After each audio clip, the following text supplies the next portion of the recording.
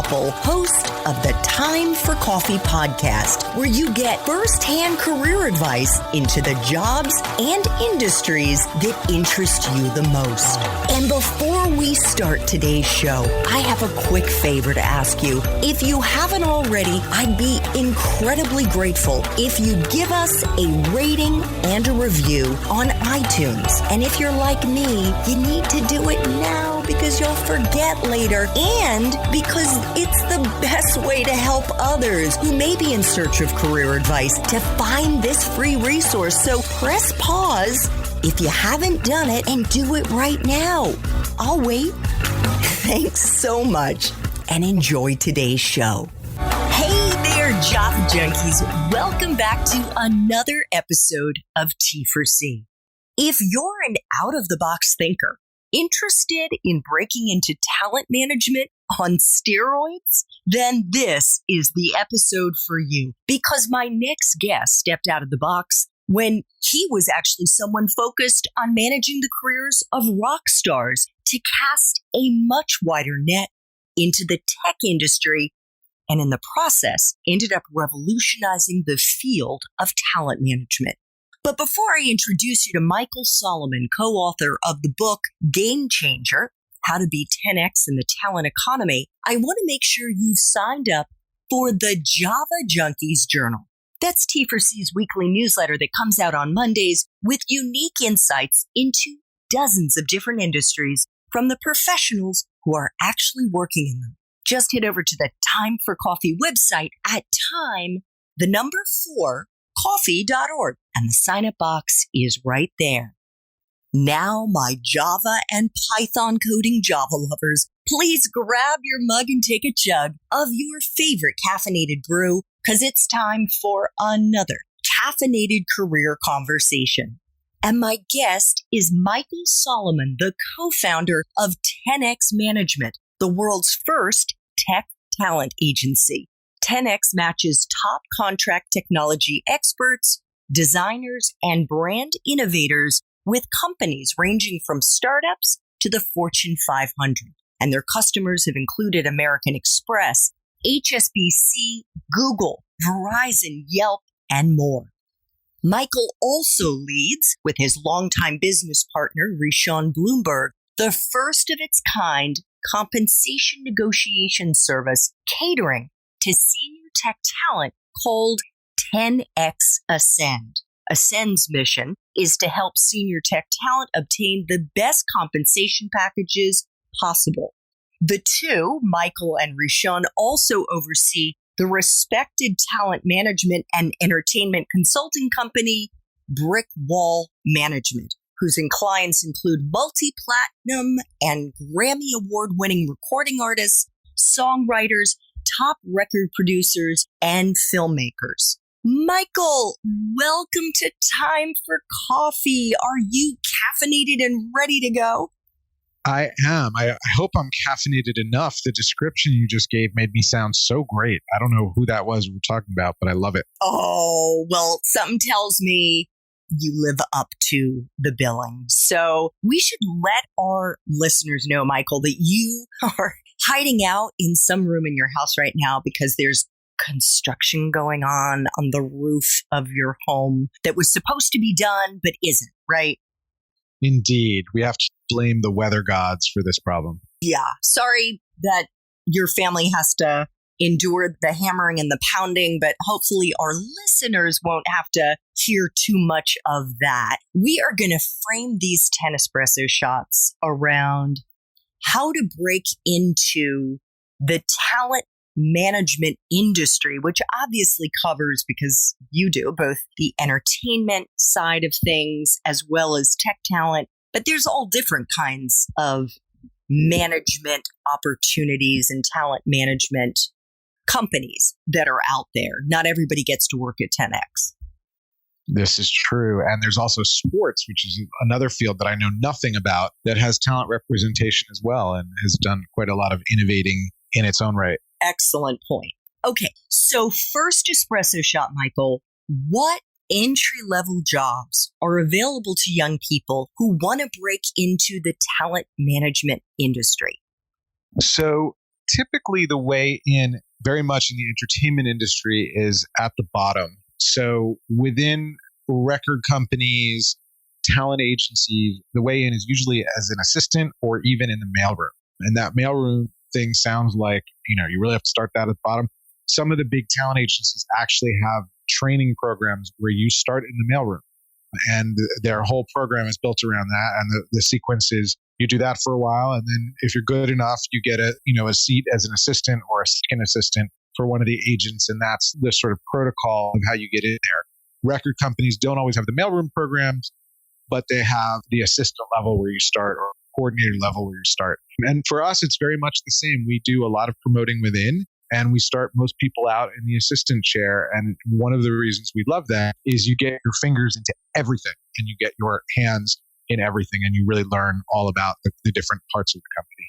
Great. Okay, Michael. So what is a useful hard and soft skill or skills that you look for in the young people that you hire?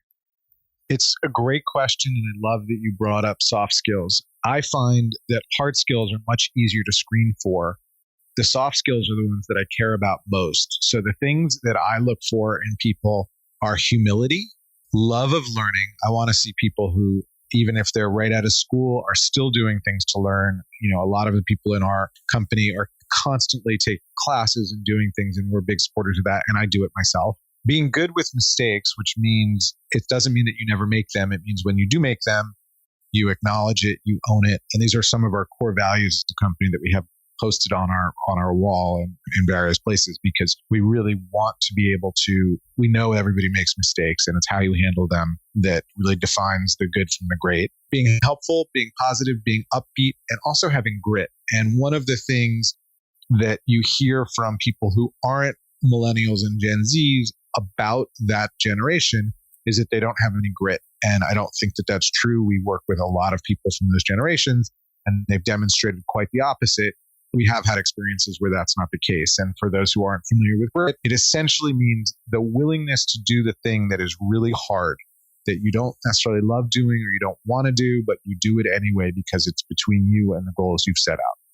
Oh, I love that, Michael. And I actually just wrote a post on LinkedIn basically about grit yesterday. And the whole focus was how your motivation, which you could also call grit, is the jet fuel that doesn't cost a penny, but has the power to propel you forward in your career and help you achieve whatever your definition of success is. Because without that, just look at what's happening right now in our world, in this country, in the United States with the coronavirus. If you don't have grit to persevere, game over. And just to add to that, I believe there are studies that have demonstrated that grit is a much bigger determinant of success than intelligence, than education. It's the thing that when you see those people who you can't believe they built something that big, that hard, it's because they had that quality and they were just always willing to do the hard thing. 100%. The only other thing I will add to that amazing list that you laid out there is something that you talk a lot about in Game Changers, and that is the importance of EQ, emotional intelligence. You've touched on that, humility, and I think being a team player and accepting and being honest about mistakes you've made. But having that EQ is so important, isn't it? It is. And that's actually, there are serious studies that demonstrate that EQ is more important than IQ for succeeding.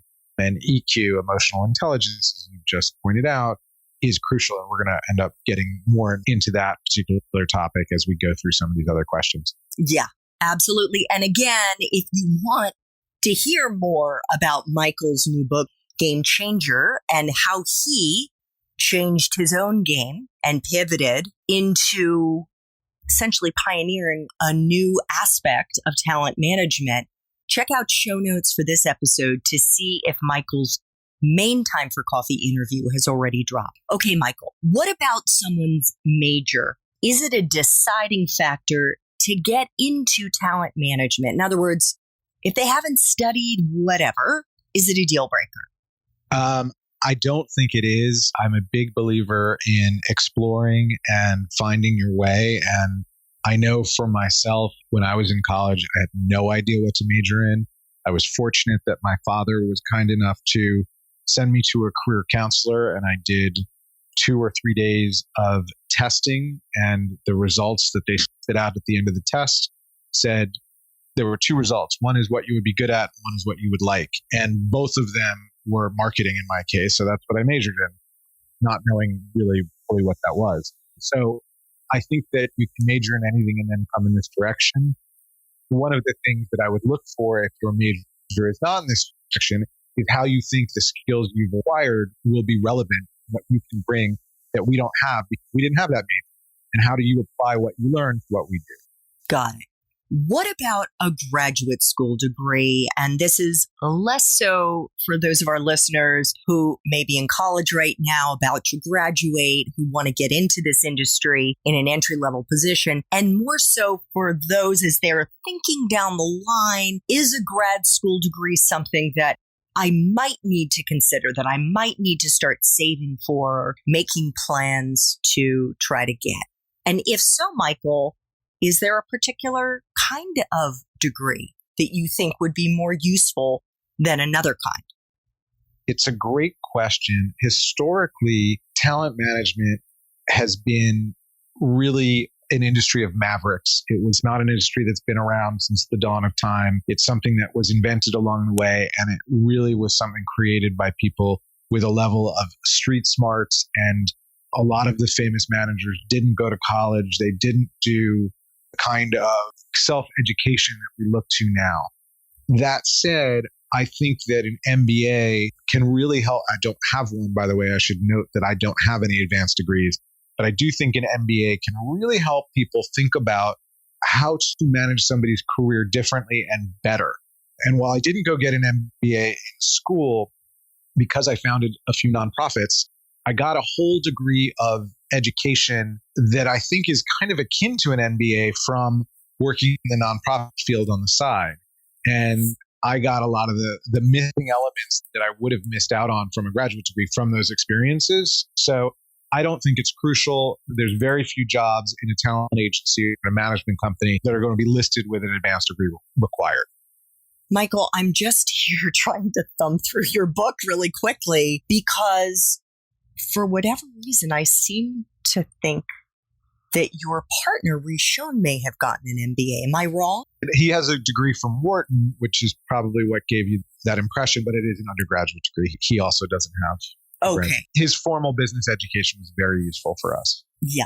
Because I was going to say another way to hack your way there is to partner with someone who complements your skills. And that may mean has an MBA that you don't have. And therefore you can save the money from going to business school and just team up and keep moving ahead. I think that's a great point. And while I lacked an advanced degree, I also lacked an Ivy League degree. So the fact that I have a partner who had one was always a plus. And that did open some doors for us along the way. Oh, interesting. Okay. What about life experiences, Michael? So these are the kinds of experiences that we have outside the classroom, everything from extracurricular activities to things like travel to things like just the way we grew up. What are the kinds of life experiences that you think would be most useful for someone to try to cultivate who wants to get into this industry? I think that the most important one, which not everybody has, but everybody could have if they set out to, is actually trying to do the job. When people come to us for a role and they've already, either in high school or in college, managed their friend's band or their own band, even in some instances, that tells me that they have a good understanding of at least some of the elements. They may not know how to do everything well, but they've been exposed to what exists. So anything, whether it's interning at a management company or trying to manage somebody on your own or having been managed by somebody, any of these areas are going to give you entry-level information and provide you with hopefully also enough info to know whether you're actually going to like this. If you watch Almost Famous, which is probably 20 years old at this point, and you're like, oh, managing a band seems like a great thing to do. That's what I want to do. But you've never had any real exposure to doing it. You may come into a company and discover after a very few weeks, months, or even years that this was not cut out for you and you don't have the stomach for it. It is a hard profession and it is a very competitive profession. And the last thing I'll add to that is any experience dealing with personalities who are challenging. Our career, we've really separated ourselves from very difficult people. We're just not really ready to do that anymore. Life is too short. But if you're going into talent management or being a talent agent, you are going to have to deal with some challenging people. And any experience you've had in your life doing that and honing the skills of your temperament are going to be really valuable. Yeah, I think that's an excellent point. And I think your prior point was also excellent about if you try this out when you're in high school, when you're in college, managing your friends, if they've got a band or you're in a band and you do the management side, it is a wonderful way of you figuring out, is this something I like or not? And that's what internships are all about. It's sampling those different bowls of porridge the way that Goldilocks did. Michael, Exactly. What is the best part for you, Michael, of being in the talent management industry? I think the thing that it only dawned on me in the last few years that really is the through line of all the different things I do is getting to help people, and more specifically, getting to help people fulfill their dreams. So I don't have the aspiration to stand on stage in front of thousands of people, but I work with people who do. And when you get to realize their success, even though you might be in the background, it's your success. And the feeling of accomplishment that goes along with that, whether it's a technologist who just closed a big deal and is thanking, I'll give you an actual example, and is thanking you because the freedom that they had, and of course, remote work is something everybody's doing now, but 4 years ago when this guy's father was dying and he was able to work from home and take care of his father for that period of time and make a great living, he wrote the most beautiful note to us about what that meant to him. And every time we're part of somebody's success, that's a pretty great feeling. And then the last part I would say, which has been true for me for a while and is true for a lot more people now, is I have a lot of control over my life and lifestyle. And yes, I have to be on at moments where some other people don't have to be on. But other than sort of fires that need to be put out, I'm generally speaking in very good control of how I live my life. And I love that. And I wouldn't trade that for anything. As the commercial goes, priceless. Yeah. All right. The flip side, Michael, because it doesn't matter whether you are the big boss, as you and Rishon are at Ascend and at 10X Management, there are always aspects of the job that suck. So what is the part of your current job that sucks the most? I love this question. One of the things that I'm going to say, which is, and I will answer the question, is as you build your business and you build your career, if you do it properly, one of the things you get to do is get rid of off of your personal plate many of the things that suck. So there are a lot of things that I hate doing that I don't have to do anymore. So that's great. The things that still I have to do that I don't like doing are resolving problems and putting out fires. So no matter how well we attempt to do our job and no matter how well our clients attempt to do their job, there are moments of conflict that come up where an engagement goes wrong or somebody didn't like something we did or somebody didn't like something that one of our clients did. And then you have to go into conflict resolution mode. And for the most part, these actually have worked out shockingly well over the 8 years that we've been doing 10X management in particular.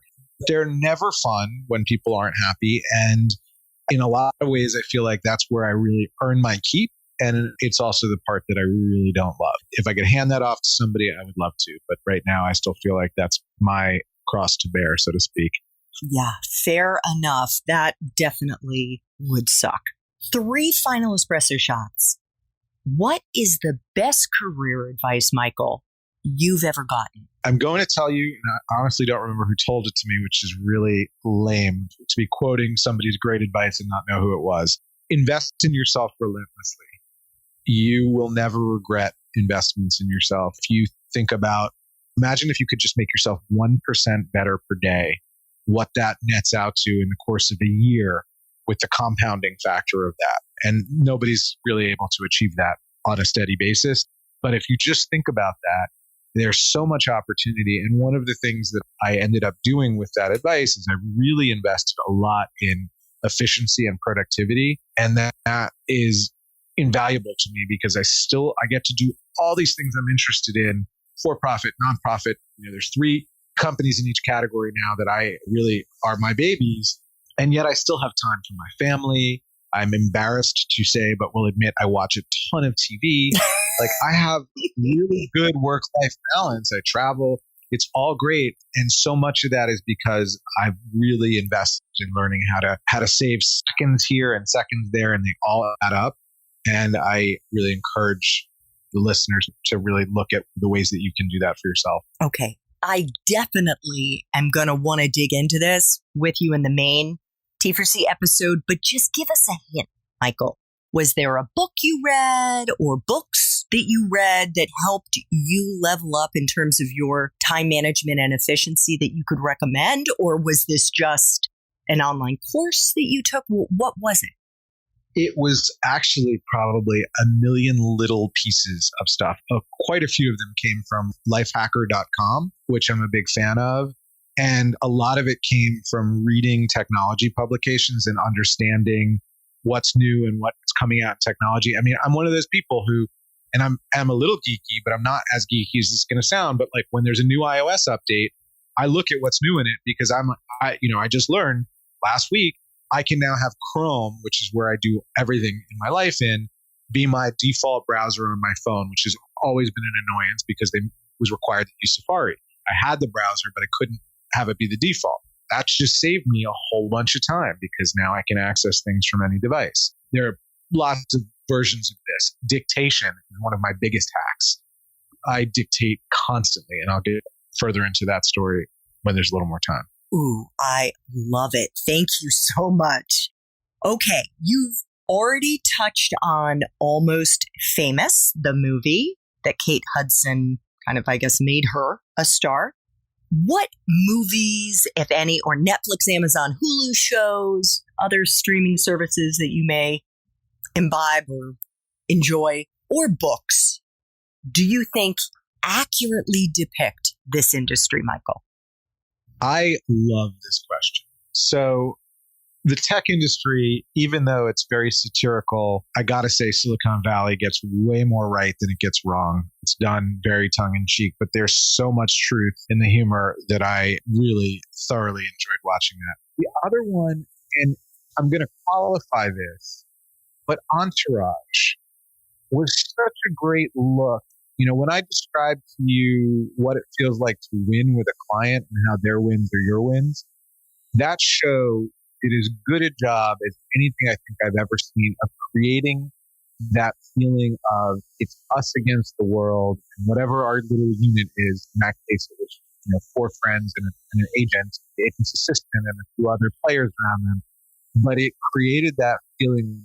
I don't think I remember every character's name, but when Ari closed a deal, it was the biggest thing for them. And what you felt in terms of what that show made you feel was so great in terms of getting people excited about this. And it also showed, frankly, the sleazy, underhanded side, especially of talent agent industry. And I've seen that in action too, and that's really correct. Yeah. Loved that series. Absolutely love. Actually, both of them. I haven't watched the entire Silicon Valley series, but I did watch all of Entourage and enjoyed both. I feel like HBO should now be paying me since that was 2 shows. I'm going to leave that to you to work on. Yeah, I need an agent. Final question. What would Java junkies be surprised to learn about this industry? I think probably the most interesting thing, and this relates to 10X Management and 10X Ascend, is we're just making it up. This stuff didn't exist. There was no talent agency for technology professionals when we started this company. There wasn't even talk of it. And to my knowledge, there's not really any compensation negotiation service when we started that business, although there are popping up now. And I get bored easily, which is why I keep starting different things, and I hate repetitive behavior. So as soon as something gets repetitive, I just want to jump off a cliff and build a new plane on the way down. And that's what these companies are. We're sort of a kernel of an idea and then figuring out, and I shouldn't say, the jumping off a cliff sounds like there was a lot of risk involved.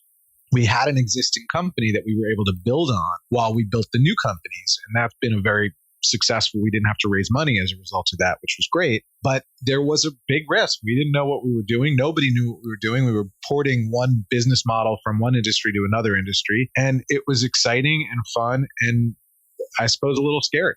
Yeah, I can totally imagine that. And I think it also shows just how important creativity is. Yes. And also taking what you know and looking at other places that don't know what you know. That sort of goes back to the question that I said earlier, where somebody comes in with a different major than the field I'm hiring for. You have to be able to come in and tell me why I want you, even though you don't have what I would be looking for. And if you can start to say, well, I was a talent agency or I was a talent manager in the music industry, and I think it's really applicable to the technology industry, you're already starting to show me you're thinking like that and you're thinking outside the box. Michael's new book is entitled Game Changer, How to Be 10X in the Talent Economy. If you want to learn more about Game Changer and how Michael has changed the game, check out the show notes for this episode to see if his main Time for Coffee interview has already dropped. Michael, I want to thank you so much for making time for coffee today with me and the T4C community. This was so much fun. Thanks, Andrea. I loved it. Thanks so much for listening to this latest episode of T4C. And if you're interested in learning more about my coaching services for confused college students and recent grads, feel free to check out the Time for Coffee website under the coaching tab at time4coffee.org or text me at 202-236-5712. That's 202-236-5712.